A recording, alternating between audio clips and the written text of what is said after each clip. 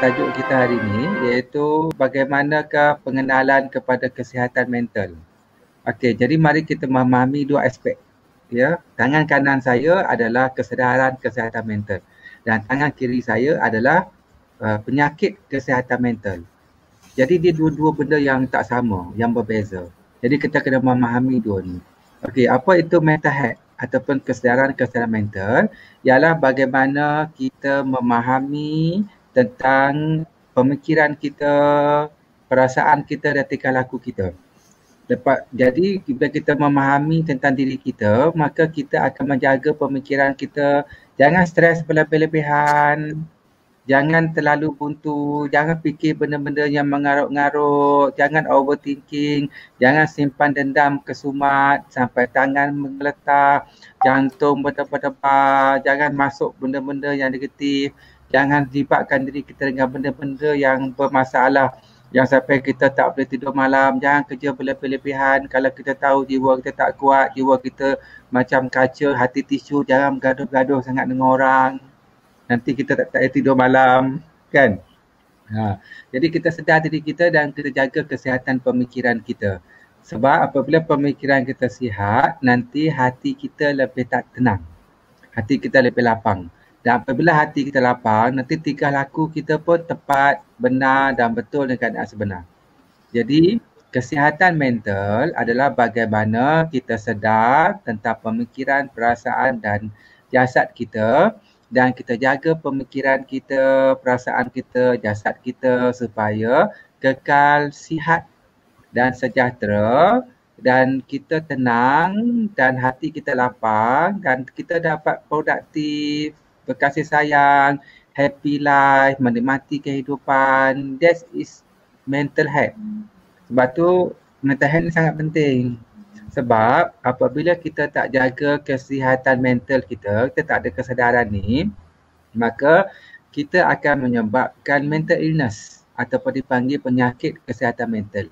Jadi apa itu mental illness, penyakit kesihatan mental? Iaitu dalam segi psikologikal dia ialah apabila seseorang individu telah didiagnos mengidap masalah-masalah penyakit mental yang mempengaruhi pemikiran, perasaan, tingkah laku dan tak dapat dikawal dan benda tu benar-benar menyebabkan hidup yang tertekan dan dia dikuasai oleh pemikiran dia tak dapat tingkah laku yang tepat yang sesuai dengan masyarakat, tak boleh kontrol pemikiran dia sendiri, perasaan dia sedih, marah, menangis dan tak tertahan. Maksudnya dia ada penyakit mental illness, didiagnos seperti apa? Depression ataupun kemurungan, anxiety ataupun kebimbangan melampau, PTSD, post traumatic stress disorder, yang ada pengalaman-pengalaman traumatik yang tak dapat dilupakan, OCD, skizofrenia, bulimia, BPD, borderline personality disorder dan sebagainya. Jadi maksudnya penyakit mental adalah seseorang yang telah mengalami masalah kesihatan mental yang serius yang mengganggu corak pemikiran, perasaan dan tingkah lakunya dan dia sakit dan dia derita dan hati dia tak tenang sehingga dia perlu mendapat rawatan psikiatris untuk ambil ubat-ubatan medication secara konsisten dan mendapat intervention psikologi. Itu pun dia masih berjuang untuk mendapatkan ketenangan jiwa, menyesuaikan diri. Kesian tak? Kesian. Jadi kesian. Jadi jangan kena sakit mental lah. Jadi cara tak nak kena sakit mental ialah kita kena jaga kesihatan mental. Macam orang yang anxiety panic attack tu kan, depression ke kan, memang dalam DSM-5, dalam ICD-10 dia kata apabila seseorang tu ada simptom dalam 3 bulan, ada kata 2 minggu, ada kata 6 bulan dan simptom tu telah mencederakan emosi dia dan pemikiran dia tak lagi dapat mengkawal benda itu kan. Jadi dia baru boleh didiagnoskan dengan ada anxiety, PTSD dan sebagainya. Tapi sebenarnya kalau orang yang mengalami masalah kesihatan mental ni, yang katakan sebulan, 2 bulan, 2 minggu. Kalau you all kena, 5 minit pun you all tak akan dapat tahan kesakitan dia. Hati yang marah, rasa tak tenang, rasa nak memberontak, rasa nak menjerit, rasa nak pergi pukul orang lain dengan suara-suara yang menyakitkan. And then ambil pisau, dia kelar tangan dia cederakan tangan dia rasa nak menjerit, emosi tak lepas dengan suara tu, dengan suara ini. Kesakitan jiwa yang sangat sakit. Ya. Jadi jangan kenalah. Jadi jagalah kesihatan sendiri. Okey, jadi bila kita dah memahami apa itu kesihatan mental dengan penyakit mental. Okey, bagaimana kita nak jaga kesihatan mental? Untuk jaga kesihatan mental, kita kena menjaga pemikiran kita dulu.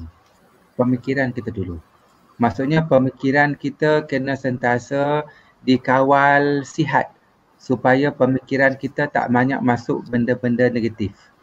Kerana pemikiranlah kunci kepada kesejahteraan perasaan dan jasad. Maksudnya, apa yang kita fikirkan akan menjadi perasaan. Dan perasaan akan menjadi tingkah laku. Maksudnya, tingkah laku itu, jasad tadi datang daripada perasaan dan perasaan datang daripada pemikiran. Sebab itu kita kena kawal pemikiran kita supaya tak banyak sampah benda-benda yang tak perlu masuk dalam pemikiran. Dalam hidup ni banyak orang suka berfikir benda yang tak ada kena-mengena dengan diri dia. Berlebih-lebihan, melampau-lampau. Fikir pasal tu, fikir pasal orang ni, fikir pasal orang cakap apa tentang dia, fikir benda lalu, fikir benda silap, fikir pasal Palestin, fikir pasal dunia, fikir pasal tu, fikir pasal ni. Semua benda nak fikir. Dia fikir berlampau. Akhirnya dia pening tinggi dengan pemikiran dia. Jadi jangan fikir banyaklah. Fikir apa yang perlu kita fikirkan. Dan fikir apa yang mensejahterakan diri kita. Fikir apa yang kita perlukan. Bukan fikir apa yang kita nak, mahu, ingin fikirkan. Nanti kita pening tinggi dengan pemikiran kita sendiri dan kita tak menikmati here and now. Okey, mari kita memahami kenapa masalah kesihatan mental berlaku. Jadi untuk memahami tentang masalah kesihatan mental berlaku, dia ada banyak jenis. Mari kita lihat satu jenis kesihatan mental dulu. Iaitu namanya depression. Ataupun cakap Melayunya kemurungan. Ataupun dalam bahasa saintifiknya dipanggil MDD. Major Depression Disorder.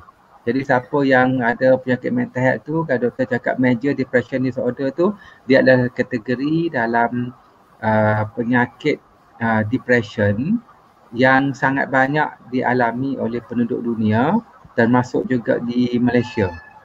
Okey, macam mana depression boleh berlaku? Jadi depression boleh berlaku ataupun dipanggil bahasa Melayu dia keputusasaan yang melampau dan kesedihan yang melampau yang tak dapat dikawal ataupun blue mood. Ya. Jadi depression berlaku kerana seseorang itu merasa hidup dia putus asa. Merasa hidup dia gagal, merasa hidup dia tak berguna, merasa tak ada sokongan, merasa hidup dia tidak ada sinar dan cahayanya. Dia buat benda asyik gagal. Orang kata dia negatif, tak ada orang bagi sokongan pada dia. Dia usaha gagal, dia rasa lemah.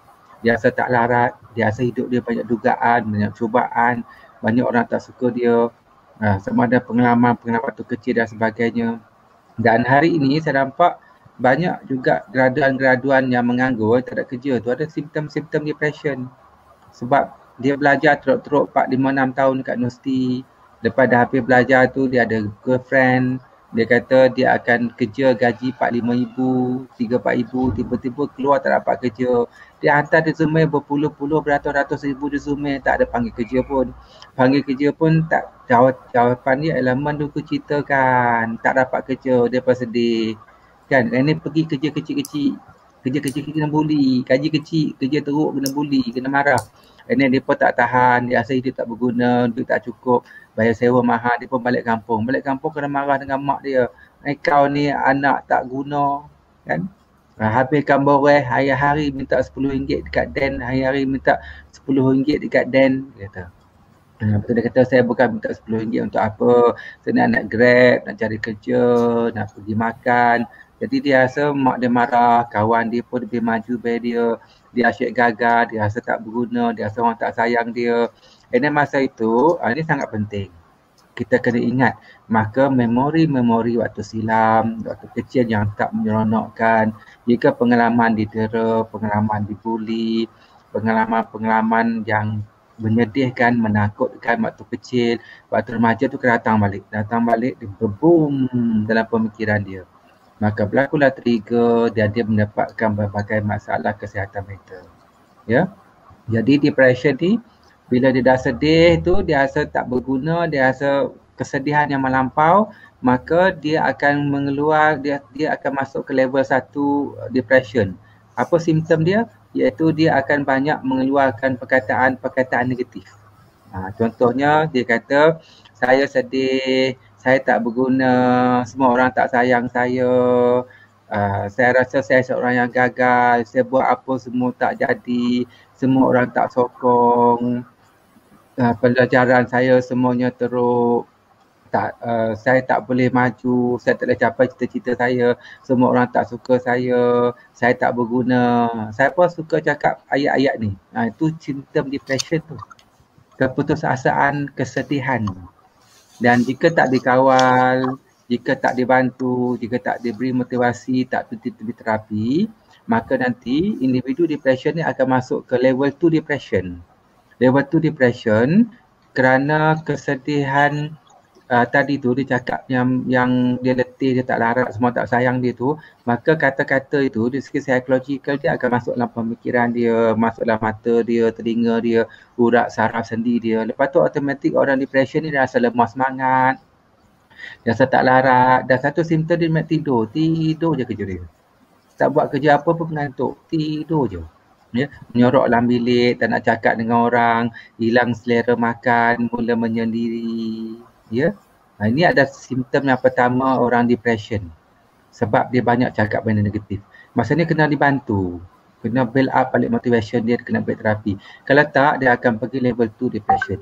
Level 2 depression ialah kerana keputusasaan tadi, kesedihan melampau tadi, dia akan pergi kepada level ingin bunuh diri. Ingat ayat dia, ingin bunuh diri, ingin mati. Tapi belum bunuh diri lagi, ingin bunuh diri.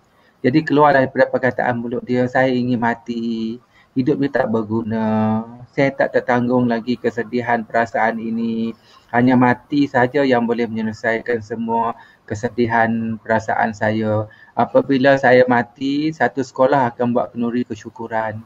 Bila saya mati, saya tak menyusahkan lagi semua orang. Saya nak mati. Sebab tu siapa dah tanda macam ni, angkat tangan.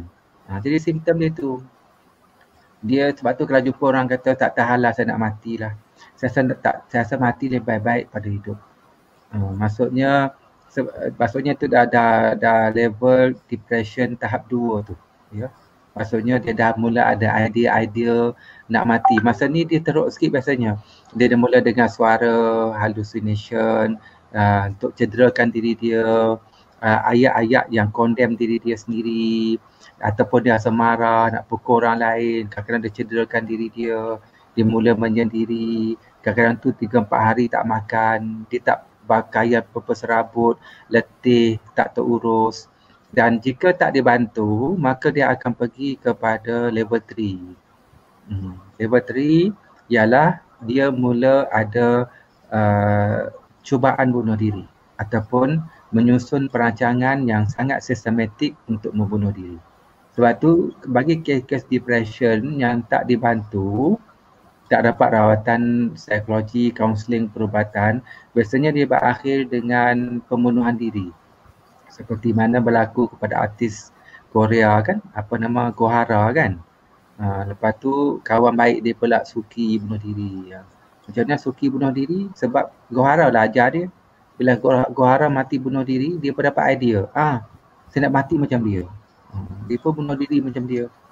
Sebab itu mental health ni boleh diwarisi kepada orang-orang yang terdekat, ahli keluarga, kawan baik dia. Okey, jelas ya? Okey, jadi dia dah mula merancang nak bunuh diri. Maka sebab itu bagi kaunselor, bagi guru, bagi ibu bapa, kita kena alert benda ni. Maksudnya kalau anak murid kita kata saya rasa macam nak mati, saya tak larat, itu level 2. Ya, tapi kalau dia dah mula kata saya nak mati, saya nak bunuh diri, saya dah beli tali gantung tu saya simpan dalam laci, malam 27 hari bulan Mei, pukul 2 pagi, semua orang tidur, saya akan kunci pintu, saya akan gantung tali dekat kipas. Lepas tu saya akan gantungkan diri saya dan saya akan tolak kerusi, saya akan mati. Saya dah bersedia untuk mati. Kemudian dia pula buat pula wasiat dia.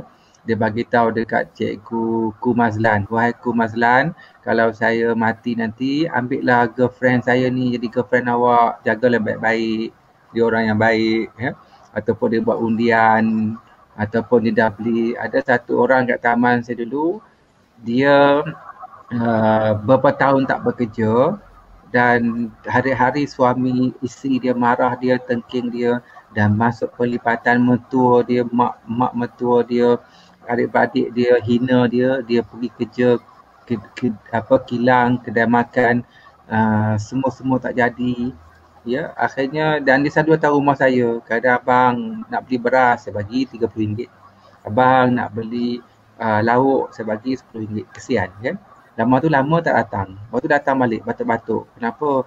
Dia kata isteri dia ada orang lain. Isteri dia keluar dengan orang lain. Isteri tak nak dia kata. Dan dia terpaksa ceraikan isteri dia. Lepas tu dia dihalau dari rumah, dia tidur dekat masjid. Lepas tu orang masjid halau dia. Lepas tu dia tidur dekat surau, orang surau pun halau dia. Dia tidur dekat pondok KRT. Orang KRT pun halau dia, lama sangat. Lepas tu dia tidur dekat, dia tak rasa marah. Lepas tu dia tidur dekat bawah jambatan. Lepas tu dia fikir nak mati, dia kata kat saya, abang saya dah beli tali gantung, saya dah gantung dekat pokok. Saya nak bunuh diri. Saya kata, wah ini memang dah level 3 ni, mana nak memang. Lepas tu saya kata nasihat jangan awak pergi buat ni, awak kena cari saudara awak, kena balik kampung, awak kena bina hidup baru. Lepas tu jumpa saya balik, dia kata dia beli Roundup, racun serangga tu, ada orang bagi duit sikit, lepas tu diberi air yang asid bancuh simen tu, ya, dia campur and then dia minum. Bila dia minum tu, dia nak mati tu, masa nak mati tu dia kata kat saya, dia kata dia angkat tangan macam ni. Dia tahu nak mati, dia mengucap La ilaha illallah Muhammad Rasulullah. Ya Allah, kalau aku mati bunuh diri aku reda. Tiba-tiba dia cakap macam tu, dia muntah darah. Habis membuat muntah darah. Dia tak jadi mati. Maksudnya belum masa lagi dia mati. Ya. Jadi lepas, tapi dia batuk teruk dan sebagainya. Lepas tu saya bantu dia sikit, saya suruh dia balik kampung dia. Kata balik kampung. Apa dia kat Perlis. Duduklah dekat kampung sendiri. Katanya isteri ni biar dulu macam mana uruskan diri sendiri dulu.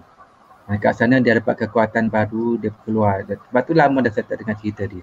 Jadi maksudnya orang yang nak bunuh diri ni, dia antara hidup dan mati sajalah. Ya. Sebab rasa keputusasaan yang melampau pada diri dia. Ya, sebab itu orang yang bunuh diri ni kita tak boleh judge dia tahu. Sebab dia ada satu hukum logik kat diri dia. Hukum logik menangani kesakitan dan mati itu lebih baik pada hidup. Sebab tu kalau dia mati bunuh diri tu, ialah memang salah lah. Di segi hukum memang salah lah. Tapi lepas dia mati tu dia dengan Tuhan lah. Kita tak boleh kata dia masuk neraka ke, dia masuk jadi kafir ke, tak boleh. Itu dia dengan Tuhan. Kita tak tahu macam mana hubungan dia dengan Tuhan. Cuma jangan bunuh dirilah. Ya. Jadi kita kena bantu orang-orang yang begini. Jadi kita dah faham.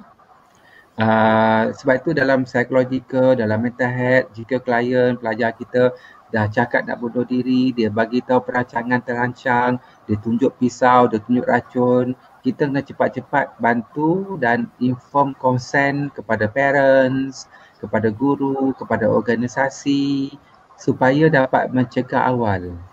Sebab di US banyak kaunselor, terapis kena saman sebab dia gagal inform consent ni.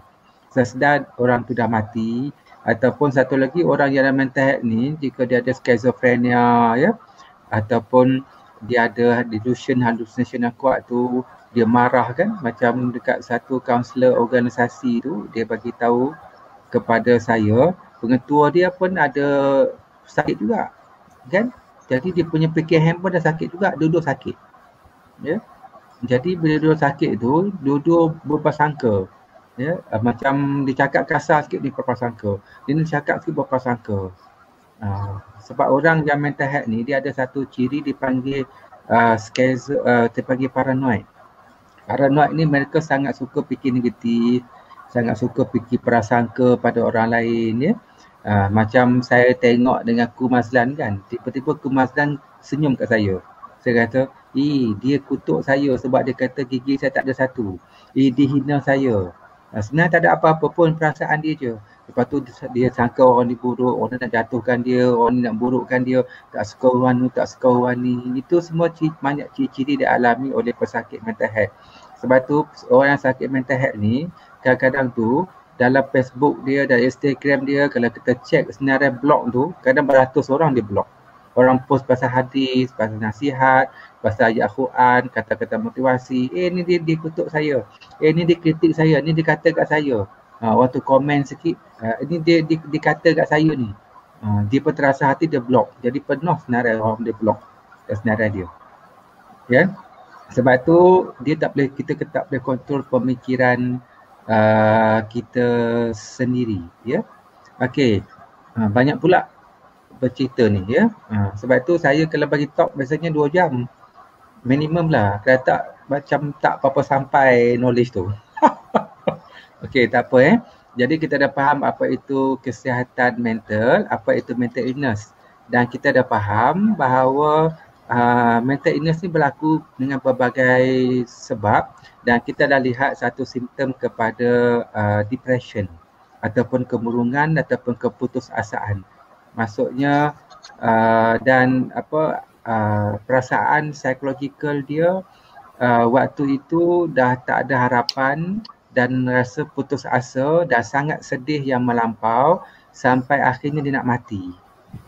Jadi kalau orang yang depression ni dia punya cakap dia nak mati je, Syed nak mati je tapi tak mati-mati pun, tapi Syed nak mati je nak bunuh diri.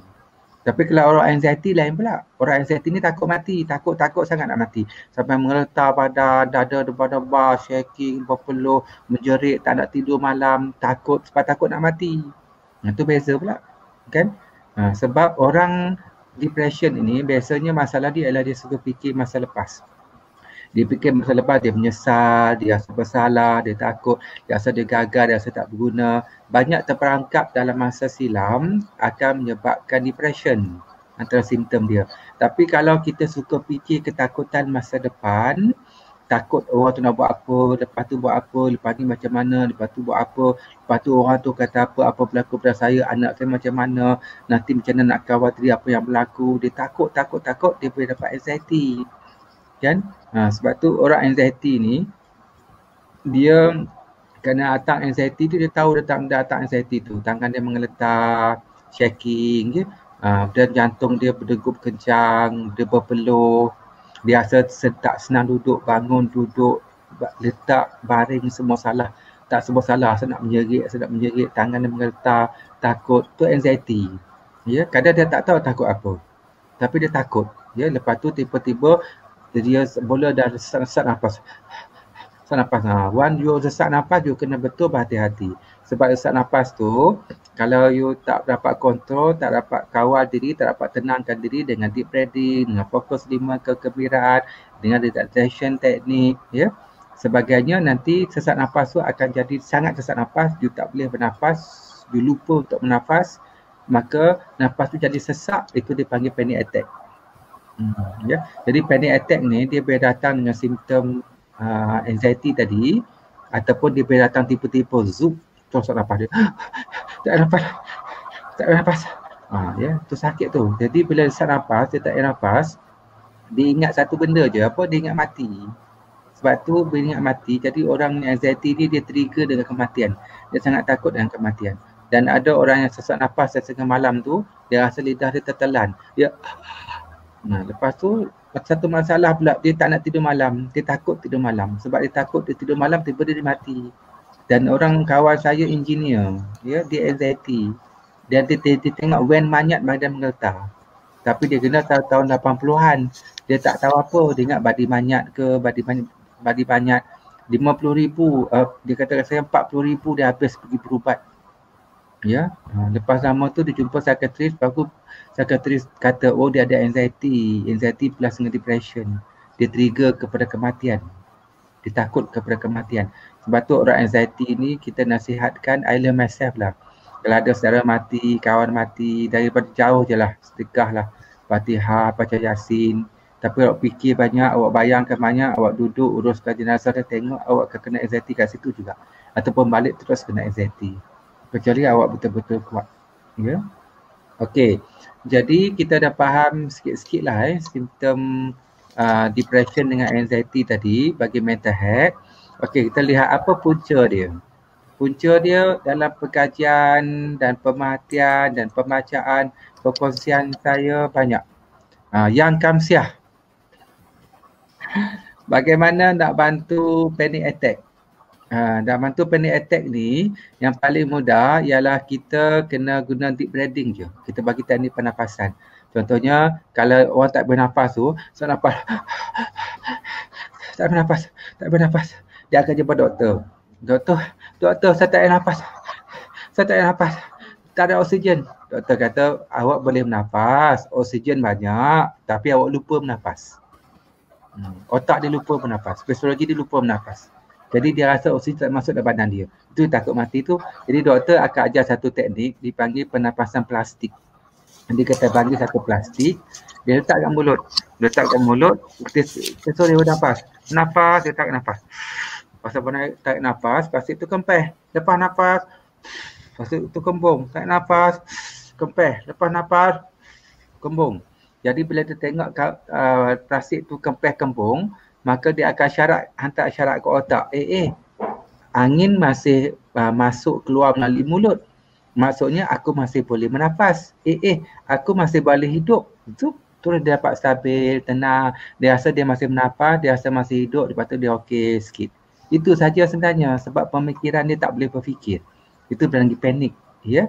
Ataupun yang kedua, kita akan beri dia teknik deep breathing. Tak nafas, lepaskan, tak nafas, lepaskan, tak nafas, lepaskan.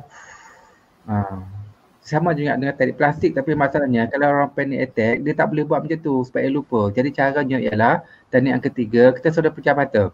Okey, contoh nama dia Mimi. Okey, Mimi pejam mata. Okey, bernafas melalui hidung. Okey, rasain nafas masuk melalui hidung, rasain nafas keluar melalui hidung, rasain tak? Rasa. Okey, rasain nafas keluar melalui hidung, tiba-tiba tak, dia terkejut. Sebab apa?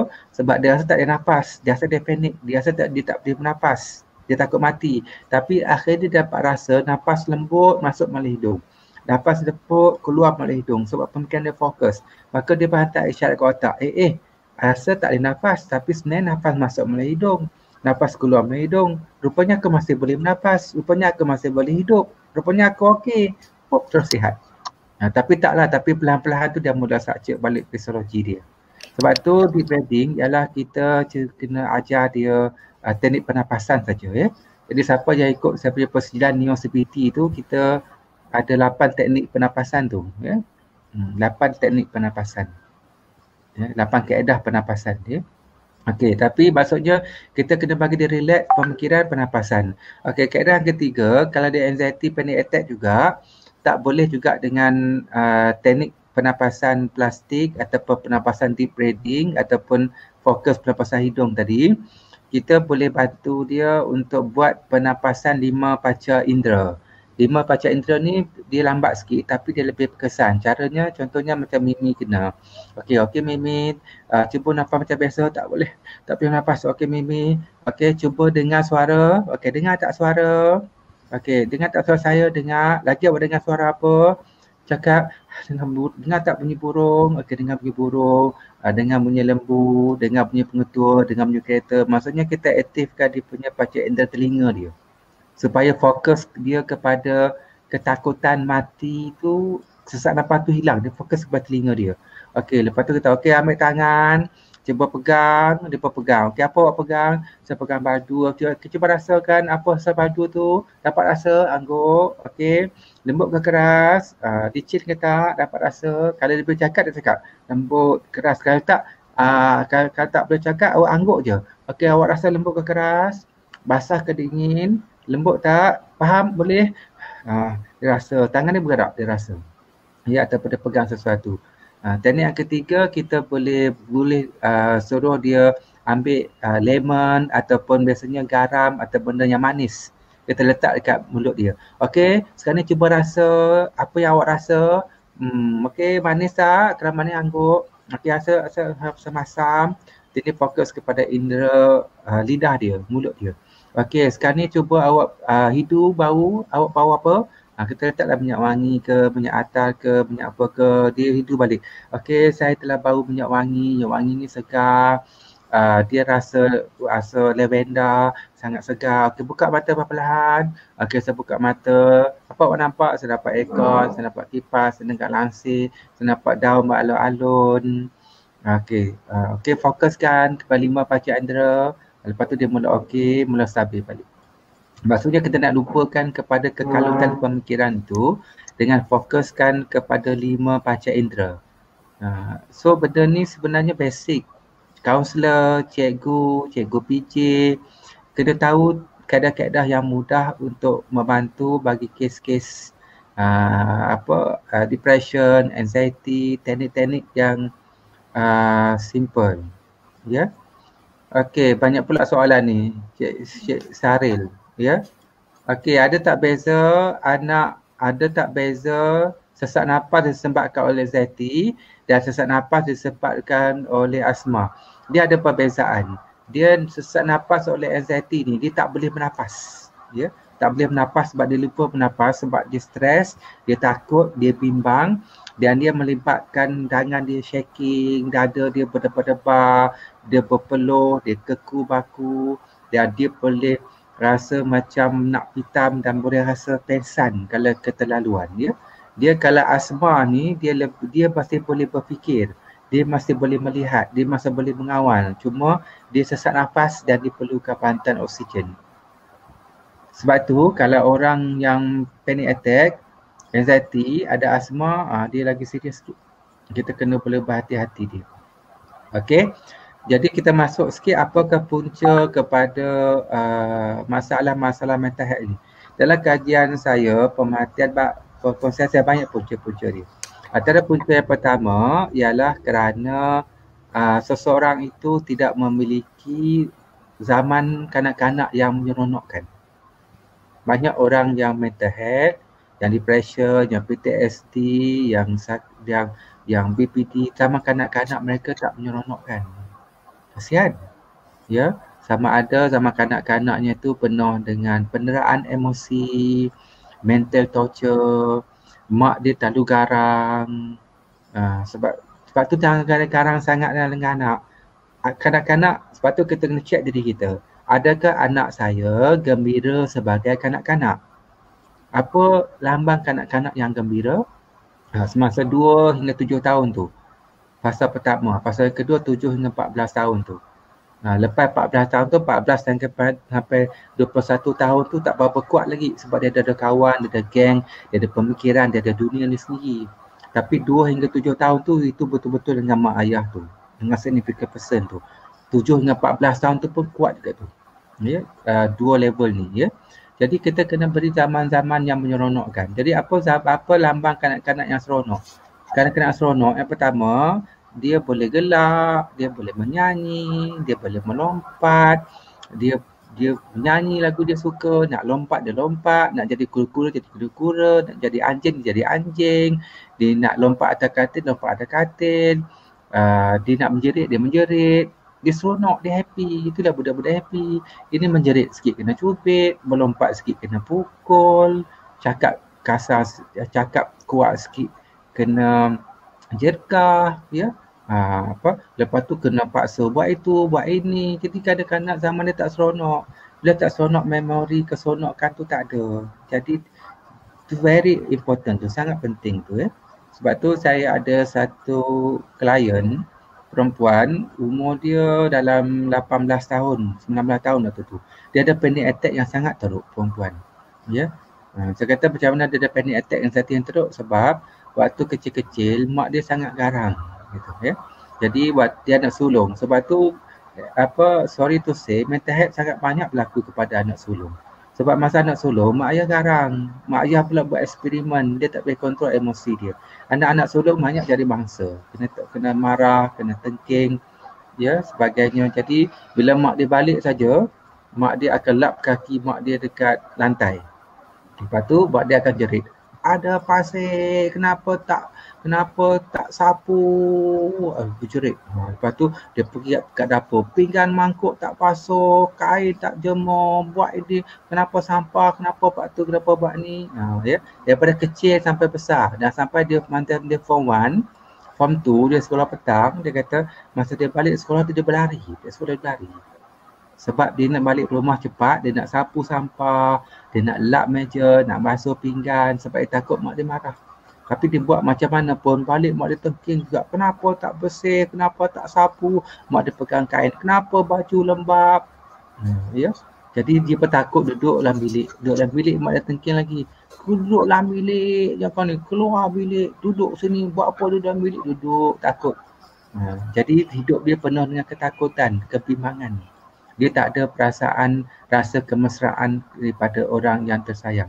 Dan akhirnya pada umur dia 14, bila dia transisi, biasa transisi lah. Transisi bila dia habis SPM, dia masuk universiti, lepas tu masuk universiti pula dia pergi alam pekerjaan. Transisi tu biasanya akan laku krisis.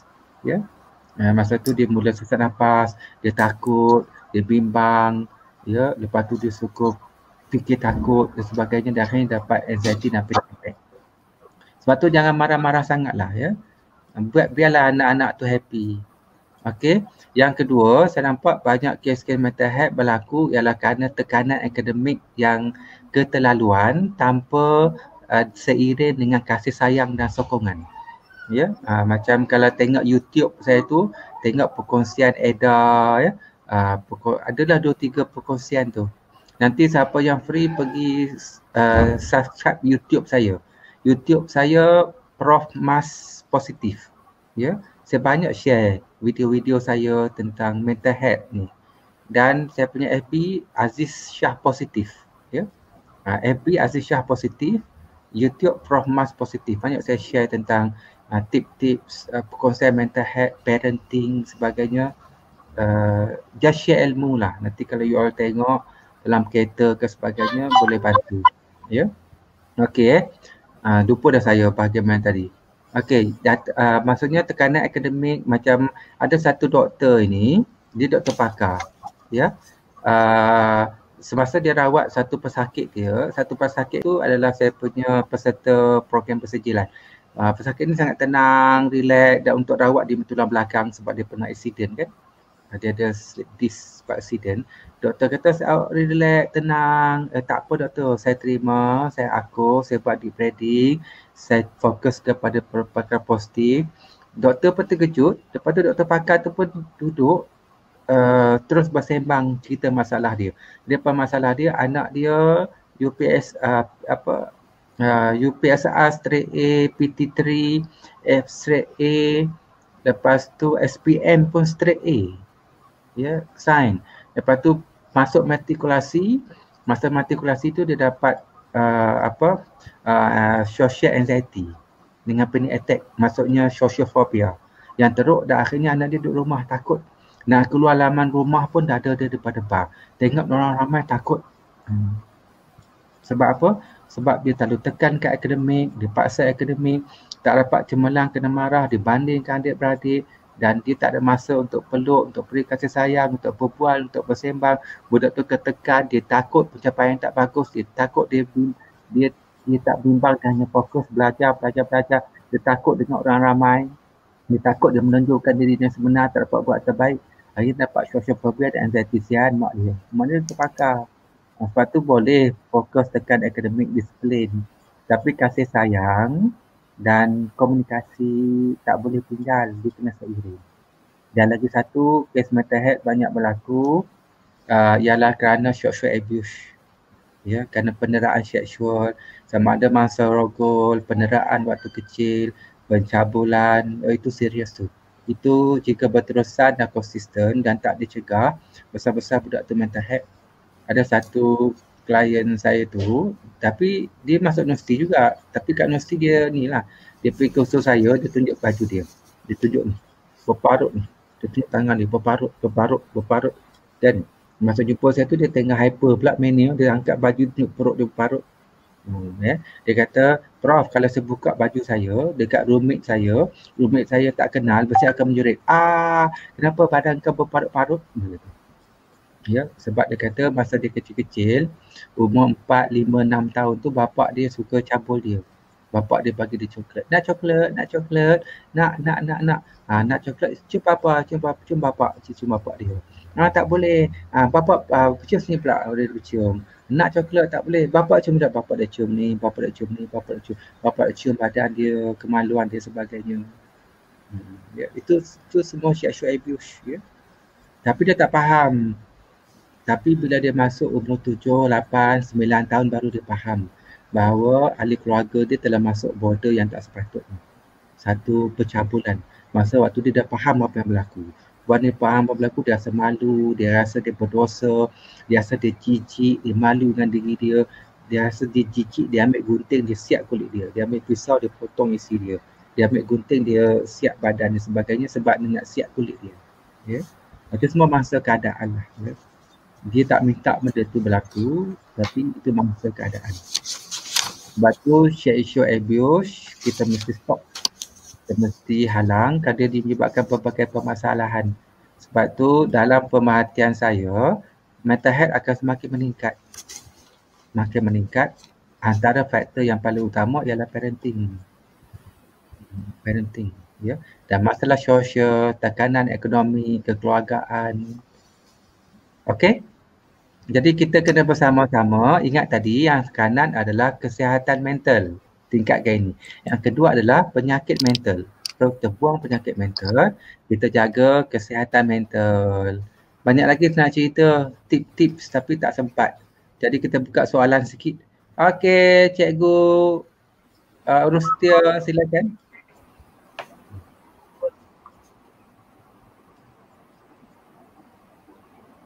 Okey, terima kasih kepada Prof. Dr.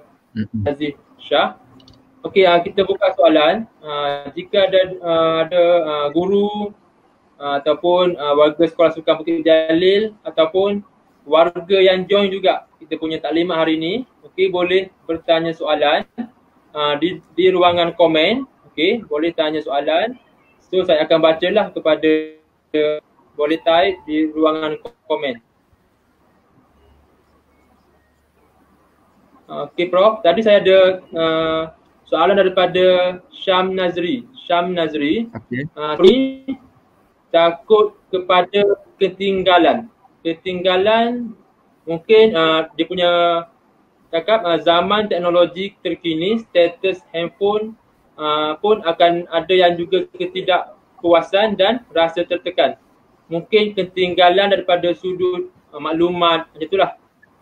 Macam mana komen Prof? Dia takut kepada ketinggalan ini, dia tak nampak satu simptom mental health yang serius. Cuma takut kepada ketinggalan ini, jika benda itu agak kuat, dia mungkin menjadi kepada satu term fobia. Dalam mental health, dia ada fobia. Sebenarnya dalam kesihatan mental, masalah fobia adalah masalah paling banyak dihadapi oleh umat manusia. Termasuk di Malaysia, di US, di UK. Dia dipanggil specific phobia.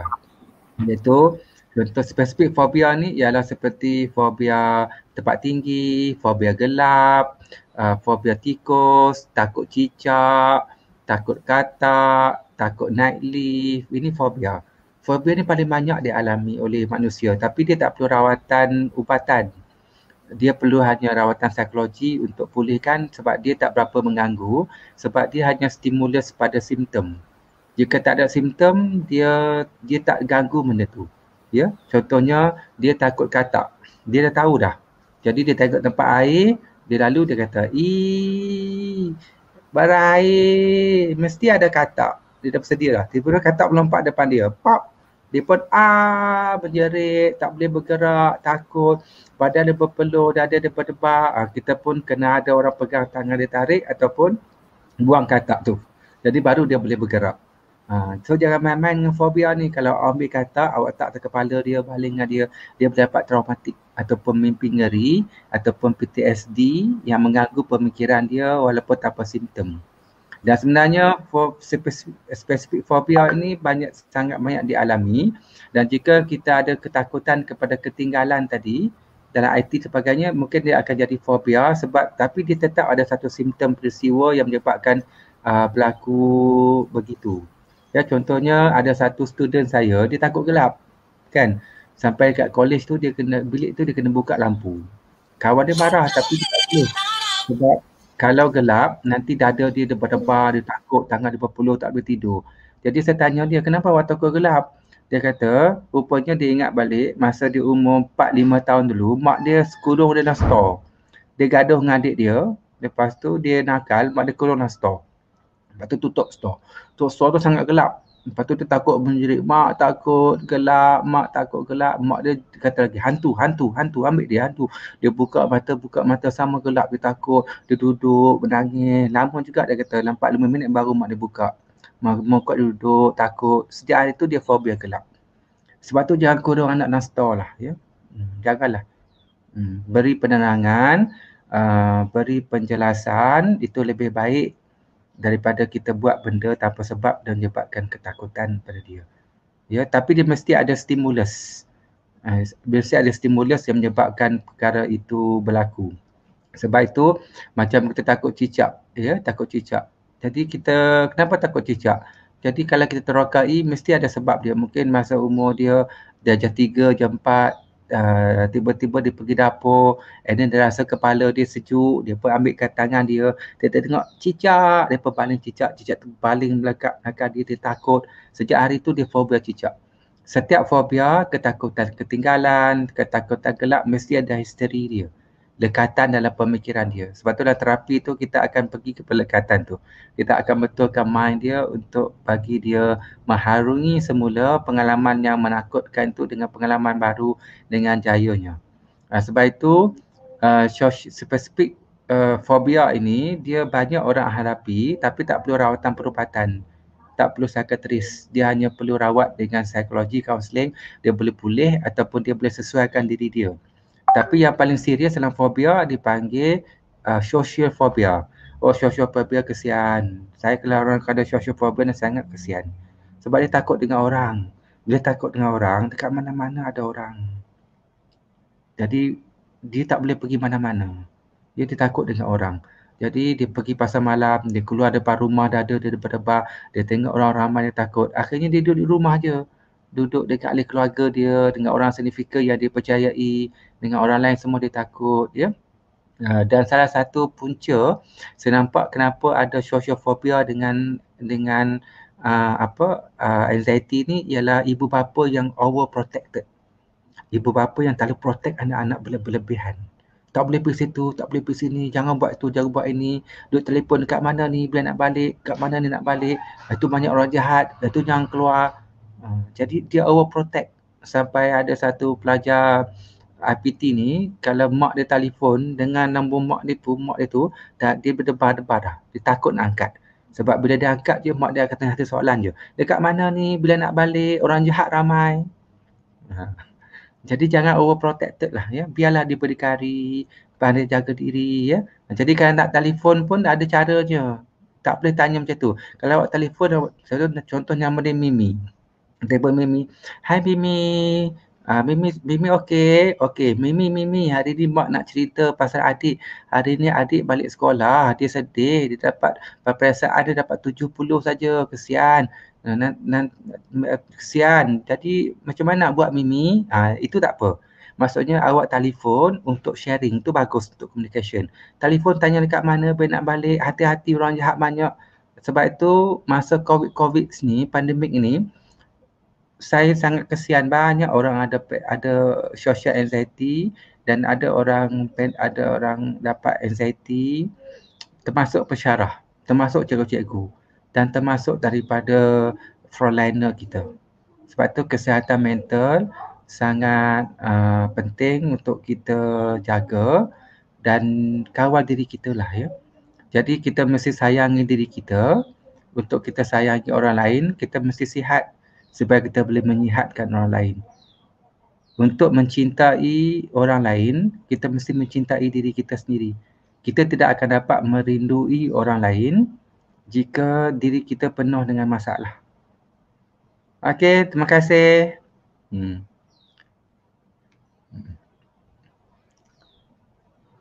Okey, ada apa lagi? Okey, Prof, terima kasih. Untuk soalan kedua, boleh kita teruskan dengan soalan kedua. Okey, boleh silakan. Puan Nur, mungkin kaunselor kot. Soalan berbunyi, macam mana saya nak bantu student yang jumpa pakar psikiatris setiap 2 minggu sekali. So, dalam tempoh itu, sebelum appointment student dengan pakar psikiatris, maknanya pelajar tu akan dirujuk kepada Puan Nur Saidah, maknanya mungkin kaunselor lah. Macam mana dia nak bantu student yang setiap 2 minggu sekali pergi jumpa psikiatris? Okey, sebab tu saya sebut tadi, masalah kesihatan mental ni semakin meningkat. Saya biasa jumpa dengan pelajar yang berumur 10 tahun ada depression. Sebab tu kita lihat, tapi kalau budak-budak macam tu kan, kalau 12 tahun, 13 tahun, 14 tahun yang pula depression, anxiety, bunuh diri tu. Jadi kalau dalam analisis akademik, dia punca dia satu saja. Punca dia keluarga lah dia. Sebab jadi kita kena check kat situ lah. Tapi tak boleh salah siapa-siapa lah. Cuma kita kena bantu dan mencegah dia. Okey. Dan untuk bagi kaunselor, bagi guru, bagi terapi, jika sekolah biasa akan ada pelajar yang jumpa psikiatris secara berkala. Dekat universiti pun sama. Kalau ikut list pelajar universiti tu ramai pelajar yang memang jumpa psikiatris. Ya. Mental health setiap sebulan, 2 minggu sekali tu. Tapi dah jumpa 2 minggu sekali tu maksudnya serius tu. Tapi lepas dia dihantar berjumpa dengan psikiatris, dia ambil ubat, medication yang dia makan, maka selepas itu tugas kaunselor, tugas guru, tugas pembimbing, tugas psikologis tidak tamat. Tidak boleh berhenti. Kita tetap kena buat sesi susulan. Walaupun kita yang merujuk dia jumpa psikiatris, ya. Jadi kita dah ambil ubat tu, kita bertanya dia, okey, yang pertama, makan ubat ikut konsisten tak? Make sure ubat makan konsisten supaya nanti dapat penyembuhan, doktor akan kurangkan ubat. Ya. Lepas tu kita akan beri dia intervention coping skill untuk menyembuhkan dia. Sebab cikgu-cikgu, kaunselor semua kena ingat, dalam psychopharmacological, ubat psikiatris tidak menyembuhkan. Dia tidak boleh menyembuhkan sepenuhnya. Ubat psikiatris hanya boleh menghilangkan simptom. Maksudnya kalau dia terlalu sedih, dia stabilkan sikit sedih tu. Kalau terlalu marah, dia kawal marah tu. Kalau dia suka dapat hallucination dengan suara, dengan wajah-wajah rasa nak bunuh orang, dengan muka jin apa sebagainya tu dikurangkan. Kalau dia rasa macam nak menjerit, lepas tu dislowkan, dihilangkan simptom saja. Sebab tu ubat tu, cikgu suara sikit, tutup sikit mic. Ya. Sebab itu bila dia ambil ubat tu, dia akan rasa letih, lemah, tak larat, ya.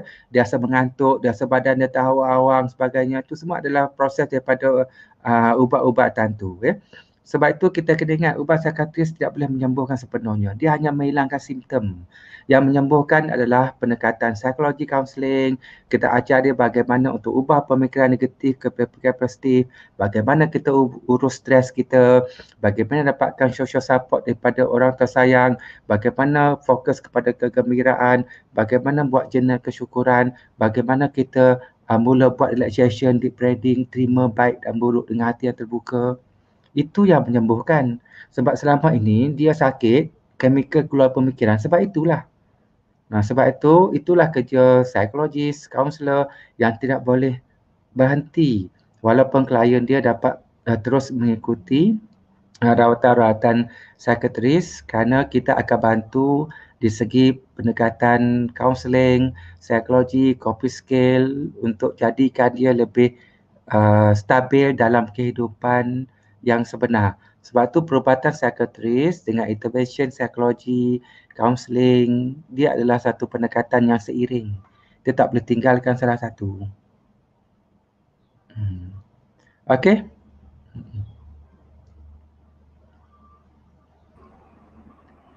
Jadi kalau siapa yang berminat nanti untuk bantu cikgu-cikgu boleh pergi saya punya Certified Practitioner Neo CBT, Neo Cognitive Behavior Therapy. Dalam YouTube saya pun banyak tu. Jadi kita dah latih dekat 2,000 orang. Yang datang tu daripada kaunselor, psikologis, guru, ibu bapa yang ada anak masalah mental health, termasuk mental health. Yang alhamdulillah saya sangat bersyukur di waktu saya hidup ini, saya dapat menyaksikan banyak bipolar yang dikatakan suka sembuh tu sembuh. Depression, anxiety, banyak sembuh. Jadi penyakit masalah kesihatan mental ini boleh sembuh dengan pendekatan dan rawatan yang bersesuaian yang menyebabkan seseorang itu mula berfikir positif dan menikmati kehidupan. Sebab masa mencemburui kita, maknanya lepas ni jika warga sekolah ataupun siapa yang menonton kita punya live sekarang, boleh follow FB Aziz Shah Positif. Okey, maknanya boleh follow semua persoalan ataupun cantik Prof. Okey, boleh follow, boleh baca maklumat. Jika ada persoalan, mungkin boleh tanya kat sini. Terima kasih atas penyampaian, sangat bermakna kepada kami semua. Maknanya lepas ni jika kami menghadapi ataupun berjumpa dengan pelajar ke, ahli keluarga ke yang mempunyai simptom Prof bagi tahu tadi, maknanya kami dah tahu dah apa yang kami perlu bertindak, macam mana kami perlu bertindak. Prof, terima kasih sekali lagi.